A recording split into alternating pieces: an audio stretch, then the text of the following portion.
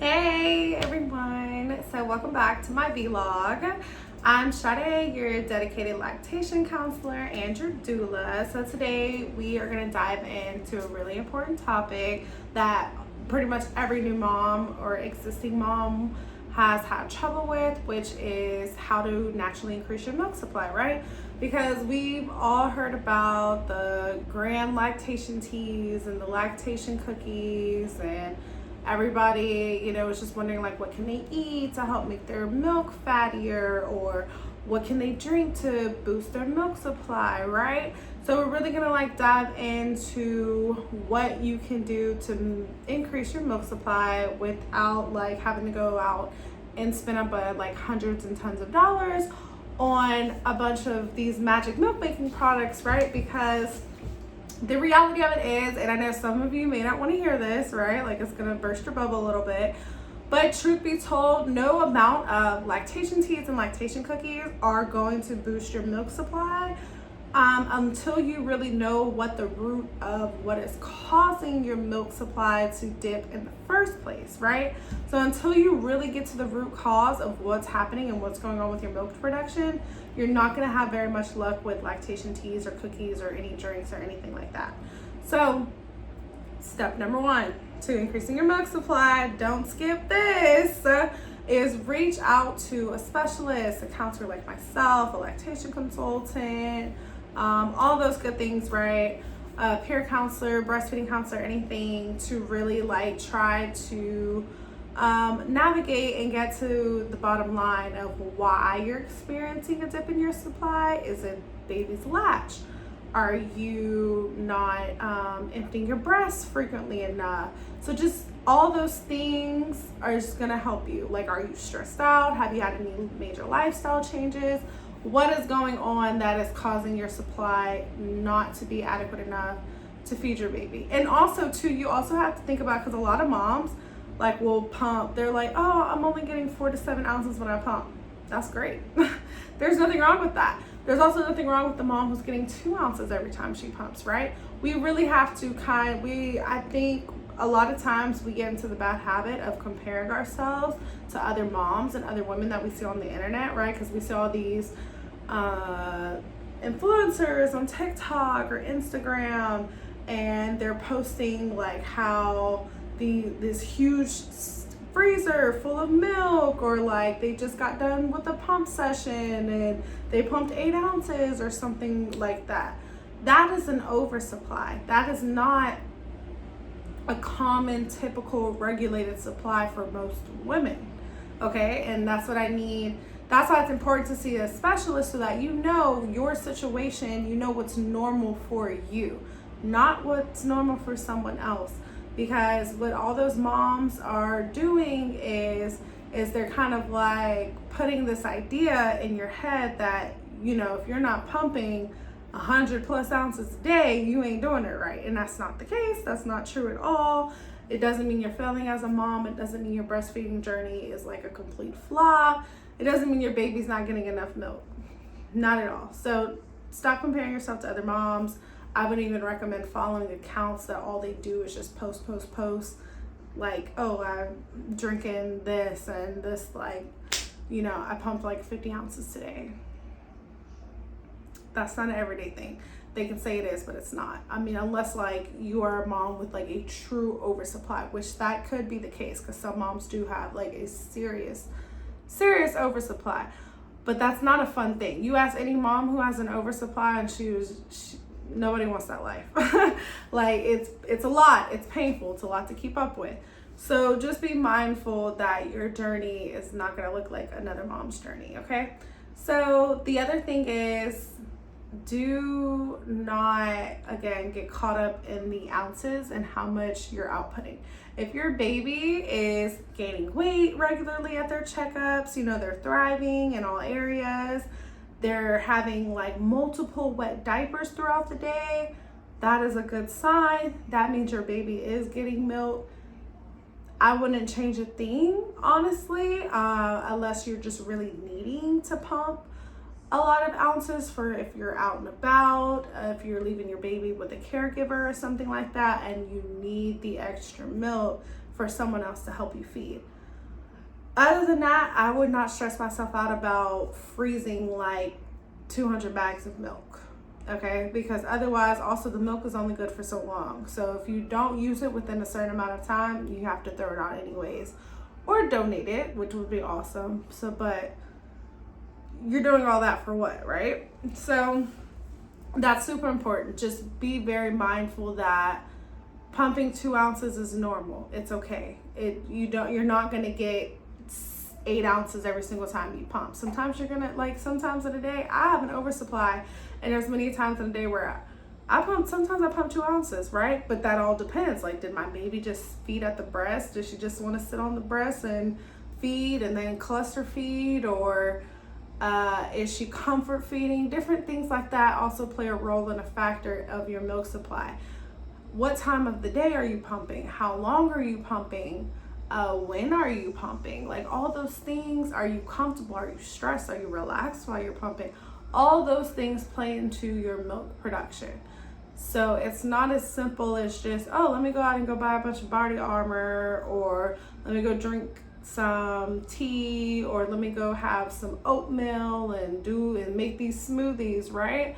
Because that's not going to work if you're not actually getting to the actual issue. Otherwise, which, don't get me wrong, it could work for like a day or two or a week or so, right? But most moms find that it doesn't, and that's because they did not fix the actual issue.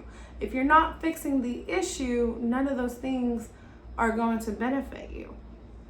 So again, don't skip on getting that help, right? Because, you know, we spend hundreds and thousands of dollars on baby showers.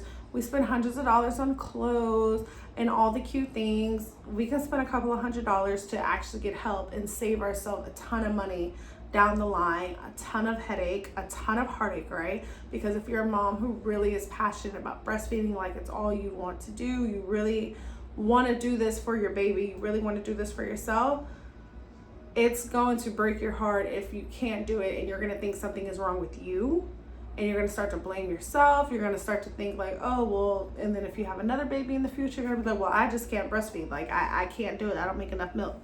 That is like 99% not the case.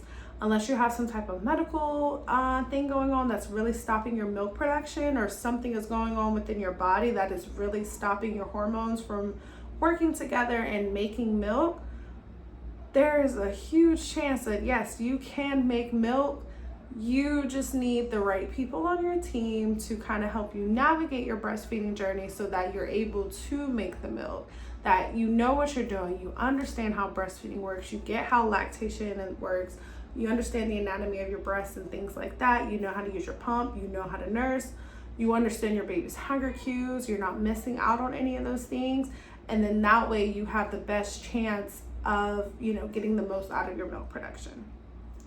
Another, so let's kind of like, all right, so this is what you're here for, right? You're here for like the tips, the tricks, and all that, right? The best thing I can tell you, and the honest thing I can tell you, is the more milk production works on a supply and demand basis, okay? Period. So the more you're emptying your breasts, the more milk you're going to make. And a lot of times moms say that they want to breastfeed, but they don't want to pump at night. They don't want to wake up in the middle of the night to pump. If their baby just started sleeping, I get it. You're exhausted, you're tired, and you just want those extra like couple hours of sleep, right? But in the early days, especially when you haven't really established a good milk flow and with your baby and all that, if you're missing out on those nighttime feeds, it's going to hurt your supply more than anything, because you're signaling to your body in the early days before your milk has fully regulated that it doesn't need to make more milk. And this is going to be very detrimental to your journey, because those early days really sets the tone for your breastfeeding foundation. So in those early weeks, if you're not emptying those breasts frequently as possible, or you're supplementing with formula, which is totally fine, no judgment here at all. But if you're supplementing with formula, you need to be upping your pumping sessions or upping your nursing sessions to make up for those bottle feeds, because otherwise, yes, your milk supply is eventually just going to keep depleting and you're not going to get anything out, and you're going to continue to supplement with formula because you're going to think something is wrong with you, but nothing is wrong. We just got to put in the work. And hey, you know what? That's what the journey is all about. Breastfeeding is like one of the hardest things you'll ever do, aside from even giving birth in the first place. So it really does take your all. But once you get past like those first 3 or 4 months or so, and your baby has really like established a good breastfeeding, a good latch, or if you decide to exclusively pump and you really like your pump, you really know what you're doing, you got it down, you got those extra pump parts, so you're not constantly, you either doing the pitcher method or you're putting your bottles in the fridge so that they can stay cold and you can use them longer without having to continuously be washing pumps all day, because nobody want to do that, right? Then, after that is when, go ahead and let baby sleep in a little bit longer. You can go, like a day or so and miss a feed at night if you just don't want to wake up. That's totally fine.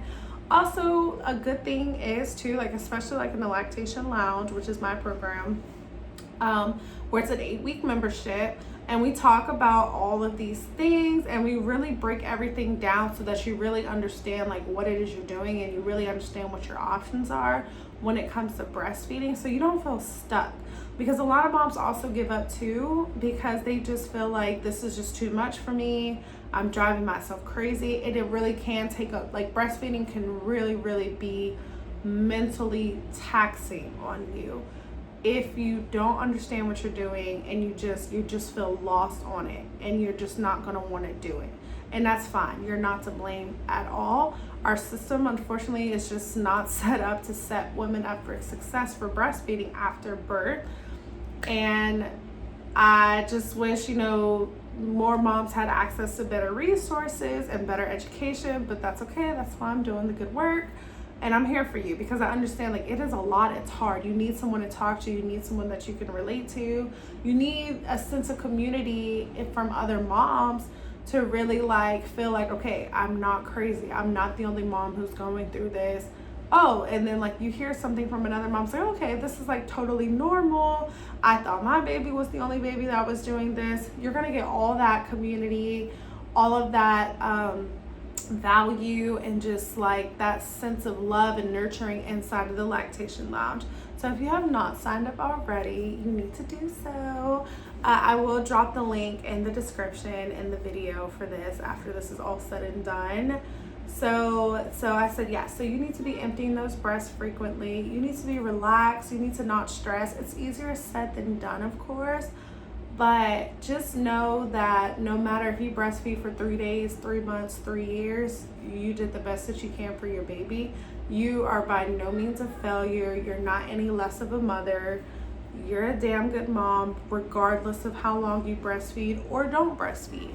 Just know that the support and the education is out there for you. And so whenever you're ready, just click that link and join the lounge, and hopefully I'll see you inside.